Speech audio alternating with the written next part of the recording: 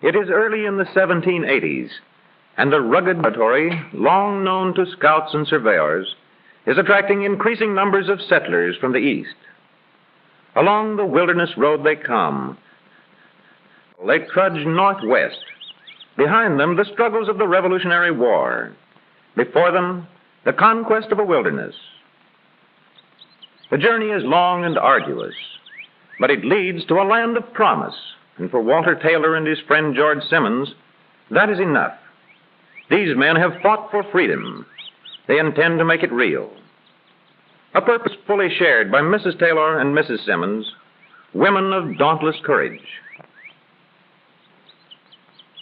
Day after day, the party follows the unfamiliar trail, sometimes crossing the beds of streams carved through Kentucky limestone, streams bordered by forests of cherry, walnut, hickory, and oak. And there's many a hill to climb in the course of the weeks of travel. Streams, hills, and forests, the trail of the wilderness road. And more than physical hardship lies along the way. Here, Taylor and Simmons catch sight of grim reminders of a kind of danger. An overturned and abandoned kettle means but one thing: Indians. Nearby is further evidence of the swift and tragic raid: a woman's shoe and a child's bonnet. Not all who travel the wilderness road survive. But the fate that has fallen to others does not discourage these determined pioneers. They salvage the abandoned kettle and press on, knowing well the danger that surrounds them, but feeling a confidence born of courage.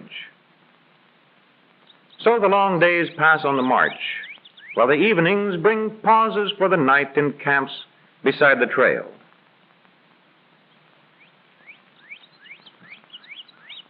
Finally, several days later, the party have reached the bluegrass country. Not far away is their destination, a fort called Harrod's Station. Since 1775, an outpost of the frontier. Here, keen-eyed sentries keep a constant watch, ever on the lookout for signs of hostile Indians.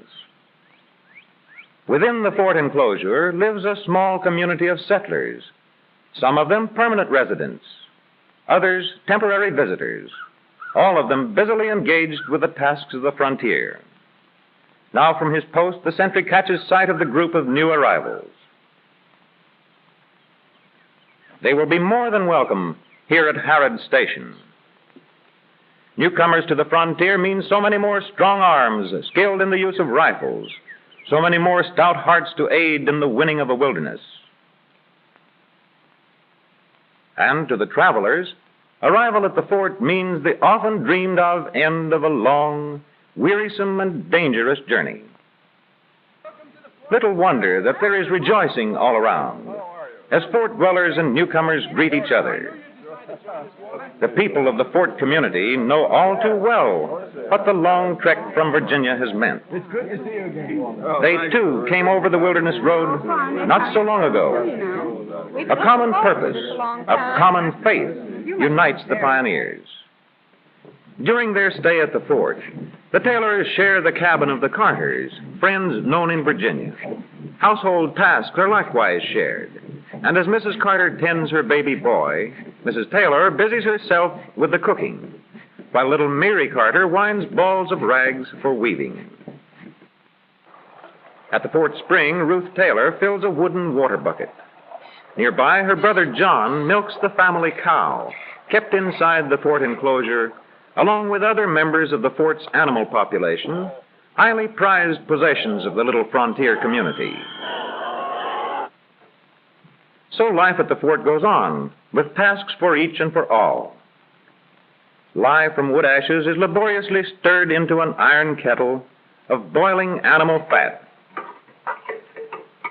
Thus is prepared the soap that is needed for laundering clothes and for other household uses.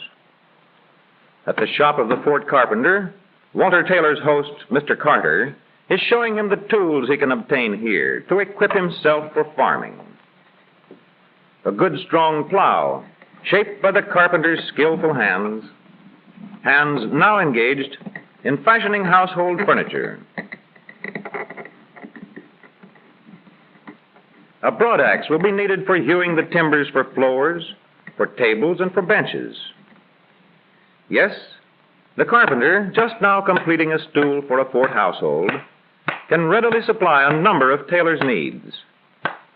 He has helped equip many a frontiersman.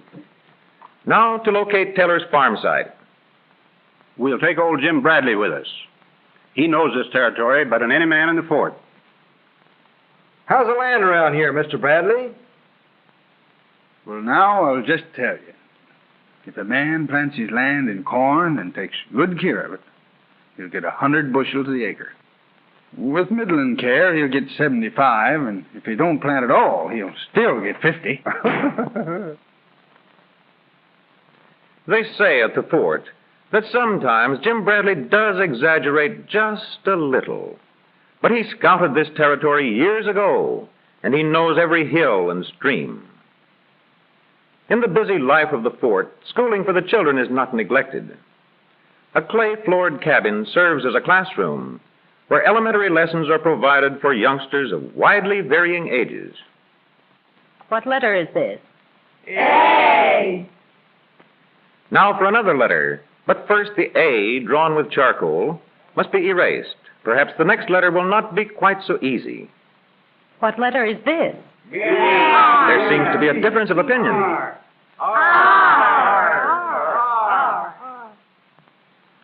Meanwhile, in the Carter cabin, household tasks proceed. Mrs. Carter is busy at her loom, weaving cloth strips into floor mats, while Mrs. Taylor takes up a kettle of melted tallow from before the cooking fire, tallow she uses for pouring candles in a metal mold. We'll need those candles for the big doing Saturday night. They'll be ready. Yes, the candles will be needed Saturday night. And Saturday night, they're ready. The candles are ready.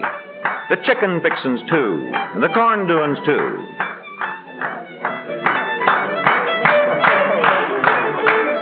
All hands up and circle right. I says to him, stranger, why, them ain't Indian mounds you're looking at.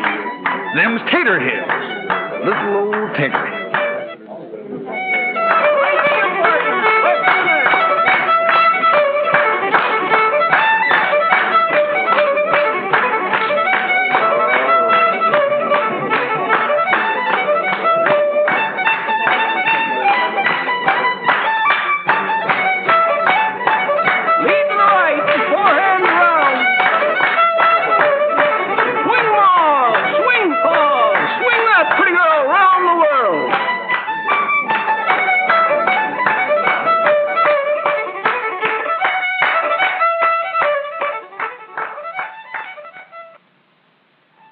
The days go by, and soon Taylor is felling trees from his own land for his own log cabin.